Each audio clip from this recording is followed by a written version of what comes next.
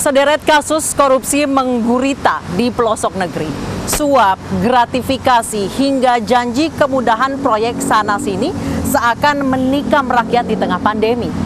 Keadilan menjadi barang langka di bumi pertiwi. Sumpah dan janji terangkai tak bertepi. Realisasi mendapat kejujuran hati masih seujung jari. Inilah tahun sunyi pandemi.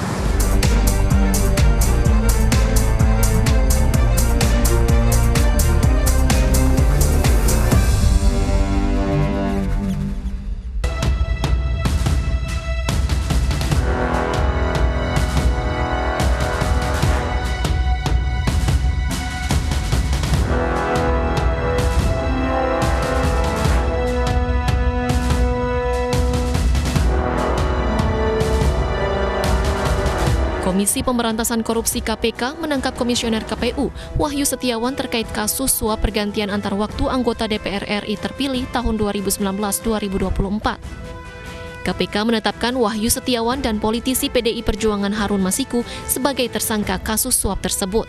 Namun Harun Masiku tidak pernah memenuhi panggilan pemeriksaan hingga akhirnya KPK memasukkan ke dalam daftar pencarian orang atau DPO.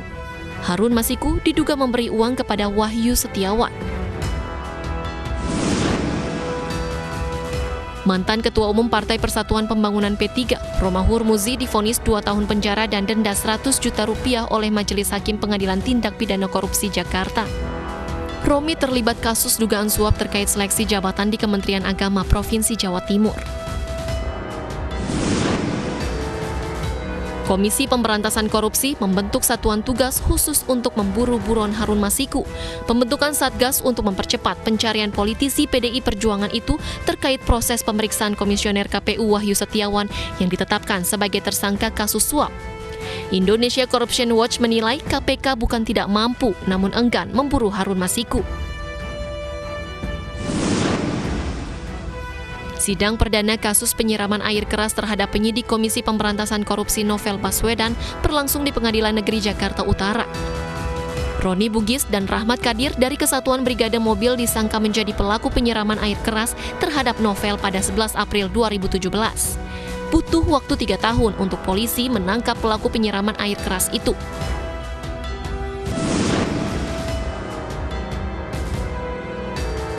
Menteri Hukum dan HAM Yasona Lauli mewacanakan pembebasan koruptor dan narapidana kasus narkoba untuk mencegah penyebaran virus corona di lembaga pemasyarakatan. Pembebasan itu bersamaan dengan pembebasan lebih dari 30.000 narapidana umum. Rencana itu menuai kontroversi, dan Presiden Jokowi mengatakan jika pemerintah tidak ada niat membebaskan narapidana korupsi dan narkoba.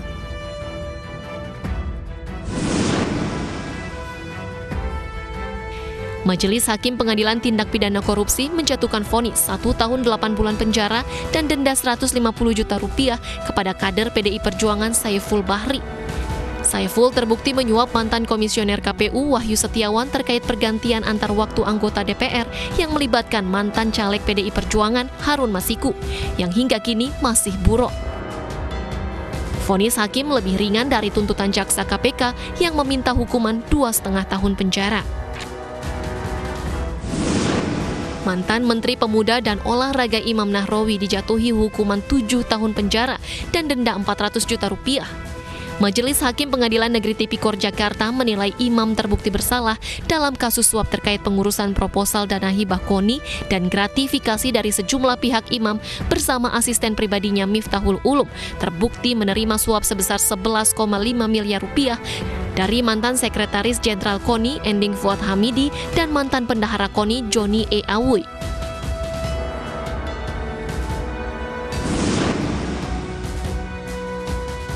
Buron pembobol Bank BNI 1,7 triliun rupiah Maria Pauline Lumowa ditangkap di Serbia. Tersangka skandal letter of credit fiktif yang 17 tahun buron ini awal Juli 2020 diekstradisi ke Indonesia. Maria Lumowa merupakan satu dari 11 pelaku pembobol Bank BNI cabang Kebayoran Baru pada Oktober 2002.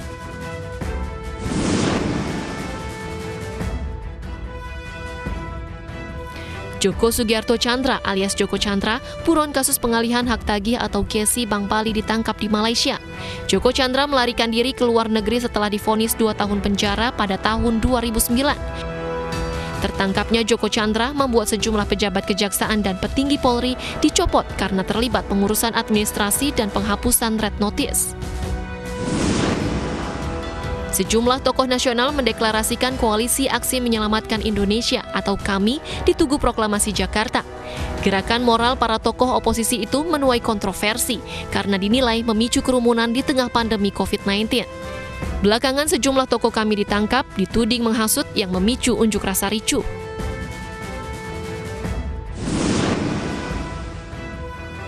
Kantor Kejaksaan Agung di Jalan Sultan Hasanuddin, Jakarta ludes terbakar.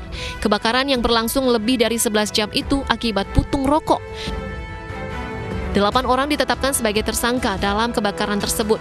1 di antaranya pejabat pembuat komitmen Kejaksaan Agung berinisial NH.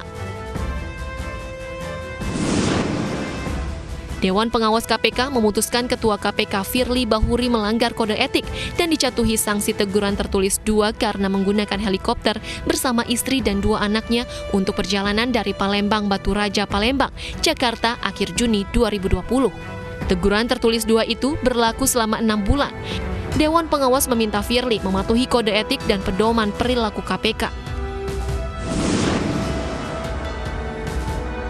Mantan Ketua MPR Amin Rais mengumumkan berdirinya Partai Umat. Berdirinya Partai Umat setelah pasangan calon Ketua Umum PAN Mulfahri Harahap Hanafi Rias yang didukung Amin Rais kalah saat pemungutan suara. DPR mengesahkan Omnibus Law Undang-Undang Cipta Kerja. Sejumlah elemen buruh, aktivis HAM dan lingkungan serta gerakan pro-demokrasi menolak pengesahan rancangan Undang-Undang Cipta Kerja karena dianggap merugikan pekerja dan merusak lingkungan. Meski rancangan Undang-Undang Cipta Kerja dinilai lebih memihak korporasi, namun DPR dan pemerintah terus melanjutkan pembahasan rancangan undang-undang tersebut.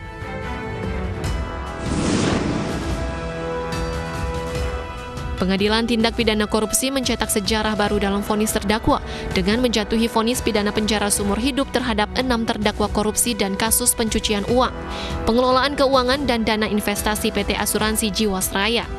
Hakim menilai perbuatan Beni Cokro bersama dengan 5 terdakwa lainnya merugikan negara sebesar 16,8 triliun rupiah. Omnibus Law resmi berlaku menjadi Undang-Undang Nomor 11 Tahun 2020 tentang Cipta Kerja. Undang-Undang Cipta Kerja berisi 1.187 halaman itu diundangkan setelah disahkan dalam sidang paripurna DPR RI pada 5 Oktober 2020. Draft dan jumlah halaman yang selalu berubah-ubah membuat undang-undang itu terus menuai kontroversi. Rizik Syihab kembali ke Indonesia setelah menetap di Arab Saudi sejak tahun 2017. Rizik meninggalkan Indonesia saat akan diperiksa terkait percakapan mesum. Kepulangan Rizik disambut massa pendukungnya di Bandara 3 Soekarno-Hatta, Cengkareng, Tangerang, Banten. Menteri Kelautan dan Perikanan Edi Prabowo ditangkap KPK di Bandara Soekarno-Hatta sepulang dari kunjungan kerja ke Amerika Serikat. Politisi Partai Gerindra itu ditangkap terkait kasus suap ekspor benih lobster.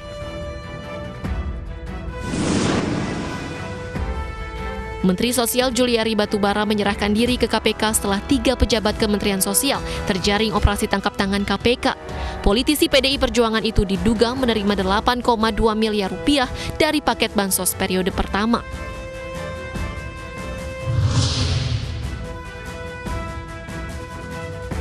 6 laskar Front Pembela Islam tewas setelah ditembak polisi di kilometer 50 Tol Jakarta Cikampek.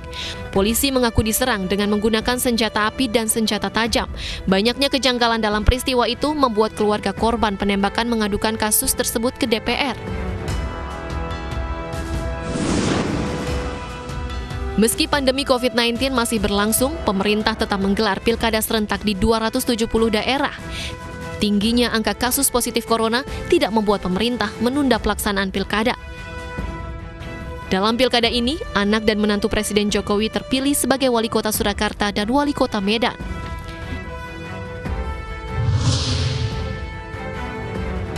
Presiden Joko Widodo mengumumkan reshuffle Kabinet Indonesia Maju pasca 2 menteri ditahan KPK terkait kasus suap.